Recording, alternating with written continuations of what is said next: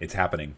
It's happening. This is not a joke. We're a day before April Fools. We actually got what we wanted. Now, this is probably, as of today, March 31st, 2022, this is probably the most talked about MTG topic in maybe oversaturated YouTube video about Magic. So I'm sure you've probably already seen something about this before, but in case you haven't, or if you have and you're looking for additional either perspective or information, this is just going to be a quick summary over the Premier Play structure that was anticipated for today. So if for some reason you play Magic the Gathering and you've never been involved with this or maybe wasn't familiar with it, Magic always had a sort of, I don't know what you would call it. You could call it professional, but it was just a high competitive level of play, or they called it organized play. And while there were many independent sources of this, it usually referred to organized play events or series of events that was actually hosted by Wizards of the Coast. And there was a variety of things. You play in a tournament that you pay to enter. If you win that tournament, you get to go to a very special tournament that you have to be invited to that you don't pay to enter, and there were much higher prizes, prestige, and coverage, and things like that. And when COVID started, everything stopped. There was a lot more details to it, but we're here now, and there was a lot of demand from the players to bring this back, and WotC delivered. So I'm going to briefly summarize the announcement today. There was a live stream that you can go back and watch. It was... it involved Huey Jensen, which I had the pleasure of playing in 2015 Grand Prix Oklahoma City, so it was nice to play against him. But the basic version of this is this pyramid here. And this is for tabletop play. Now, they do mention digital play has not gone away, and it will feed into this, but the first and most important thing is the return of the Pro Tour branding. Yes, this is something I am a big fan of for many reasons that isn't just nostalgia. A lot of people didn't care, and ultimately it didn't make a difference that they changed the branding to Mythic Championship several years ago.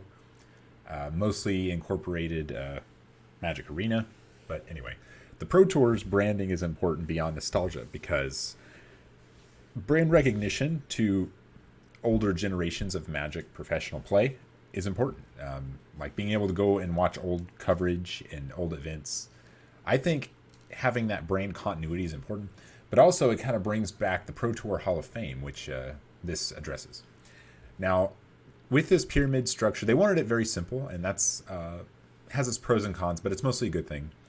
The main thing to notice here is this starting part, which is effectively the old PTQ system, Pro Tour Qualifier. It's just called Regional Championship Qualifier. But think of this as a Pro Tour Qualifier because you have to win first place at this, as far as I understand. You have to win first place at this to go all the way to the Pro Tour, and then Worlds. But focusing on the Pro Tour, the only path is getting first place at a starting level event for entry players. This is important because for the late Pro Tour and organized play scene before it went away, that wasn't the case. Now, that was building on several decades of organized play design and restructuring. So I guess it's good to think of this as what would you call it, starting from the ground up again. So I'm going into this, even though I'd like more of older systems to come back, that this is just the beginning. And that's kind of how they framed it too. Like there's going to be a lot of changes. So in the old system, you could win an event. You could top 8 at a Grand Prix. Eventually, they made it to where Grand Prix were so big that you just had to finish with so many match points at a Grand Prix. You could accumulate pro points. So even if you don't accumulate enough individual match wins to qualify for a Pro Tour at a single Grand Prix, if you placed high enough to get pro points, there's a pro point system, silver, gold, and platinum, where you could reach one of those by finishing mid-level at many Grand Prix and still make the Pro Tour. So there are many ways right now. It's if you're entering and you're not a Hall of Famer or something, you have to get first place at this to start the chain. Now, once you get to the Pro Tour, there are ways to stay on the Pro Tour without having to get first place at something again. But with that in mind, that's something that I noticed, and that would be one of the downsides, but I will take this over nothing that we've had over the COVID years. So you have to win first place at this, then it goes to this. Now, I saw an interesting take on this. A regional championship, it's like it's higher than a Grand Prix, but lower than a Pro Tour. And they mentioned in the article that the Grand Prix or I'm sorry, the regional championship will be Grand Prix or Magic Fest like, where it's kind of open to the public to come to the event site, but to play in the regional championships, you do have to be qualified. So it's not exactly like a Grand Prix, but I'm sure there will be, they mentioned there's going to be side events. There's probably going to be artists and other things going on. So it's just like a big Magic weekend that you can go to, even if you aren't qualified for the specific main event. As far as I understand, Pro Tours and World Championships will be really similar in style.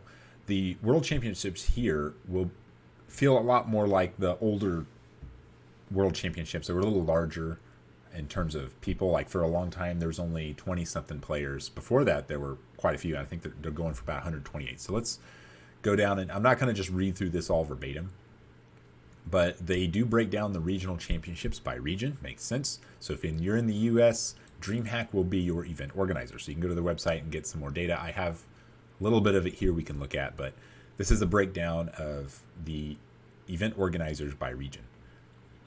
They're going to be including promos based on, just kind of like Grand Prix promos. The interesting thing also to consider with this is it's kind of like the old prelim regional Pro Tour qualifier system, but the regional championship is like a unique thing where it's almost like a miniature Pro Tour. So just these two systems right here is like, you can think of these two as old PTQ and Pro Tour style. The Pro Tour, while it is still the Pro Tour and will have that level of coverage, will have a higher prize pool. So I'm going to see if they go over that here. So they brought back the brandings of both of those. They will be including Digital Pass. We don't have all the details of that, but it will include Arena and Magic Online. So let's see what they say. You'll have to click a lot of these to get more details. So I do recommend, if you want more details, clicking on the FAQ and things like that. But some of the things I found involved that they will be returning video coverage for the Pro Tours and World Championships, and these will almost certainly look like old Pro Tours and World Championship quality of video coverage. As far as the regional championships, they didn't say that they would be doing video coverage of these, but they didn't. Wizards of the Coast didn't do video coverage of Grand Prix. The individual tournament organizers did this, so that's probably what's going to be like here. I strongly believe we will get to that. I don't know if it will start that way. Because there is a large cost with video coverage, but I do think it's worth it. So that's one of the most important things for me. So I expect to eventually see this be like the old GP system. Now for payout, they did mention in the Pro Tour section that there will be $500,000 at each Pro Tour, and there will be 3 Pro Tours per year instead of 4. For the longest time, the 4 Pro Tour per year system had $250,000 per Pro Tour. So just right there's more money in the Pro Tour now than there was when there were 4. And the World Championships will include $1 million prize pool. So the prize pools are quite a bit larger. However, I don't think there is any mention of travel cost. So for a lot of people, these will often be a net loss going to these. And so we may see that come back. I mean, just like the old Pro Tour system from decades ago, it was built upon. Like they introduced Pro Tours and Worlds and the Pro Players Club, and then they just kind of built on these things. The Grand Prix qualification structures, they kept upgrading because it kept growing in popularity.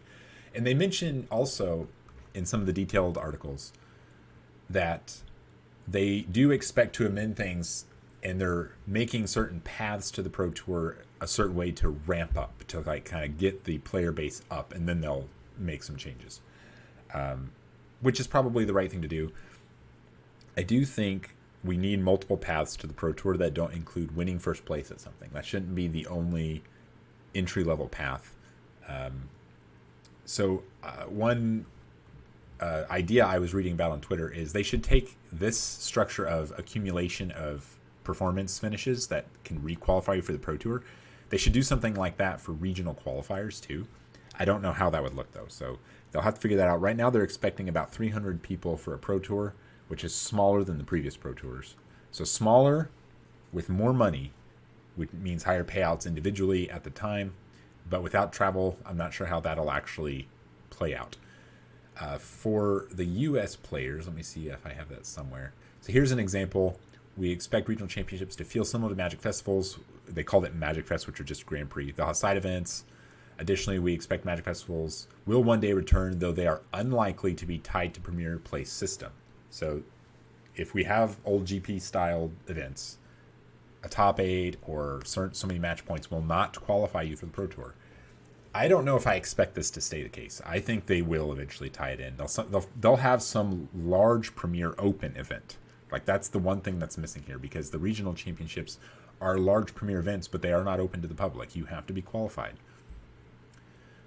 Let's see. Okay, and here is another little summary. Let me move this over for you. So for invitation criteria, you can read this over real quick, and this will give you a brief summary of what that will look like. And I had somewhere, I have a list of what the U.S. Premier Play will look like. Let me see if I can pull that up here. Okay, so here's what I found for regional championship price structure.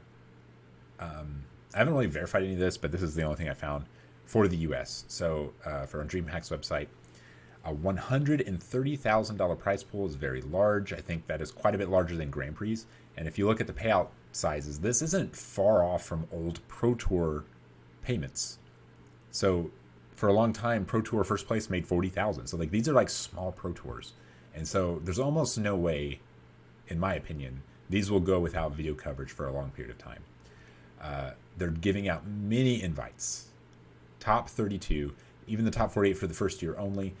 Although only being able to fill out about 300 seats, I'm not necessarily saying they should give more invites out to this, and maybe they should, but they should have entry-level ways where you have no qualification anything, an open way to get to the Pro Tour that doesn't involve a first-place finish, preferably that, and in addition, an accumulation process. But the top 2 also qualify for Worlds, so that's a nice little addition there. But the return of the Pro Tour is a very big deal. I hope everybody is as excited as I am. And it looks like they're really going to be pushing Pioneer. So the one for 2022, the one regional championship that I'm aware of, will be Pioneer. So invest now. It might be too late. Prices will go up. I don't recommend... I mean, if you have the time, you should definitely delve into Pioneer content and get up to speed on everything. But things will change rapidly, very, very rapidly with Pioneer, with everyone just suddenly rushing to the format. But more importantly, play something you're comfortable with, and something that's, I don't necessarily want to say linear, but straightforward in its way to win, because you're going to run into a lot of things that you're not familiar with when it comes to new formats like this. Anyway, that is all. Please subscribe because it is free. Thank you.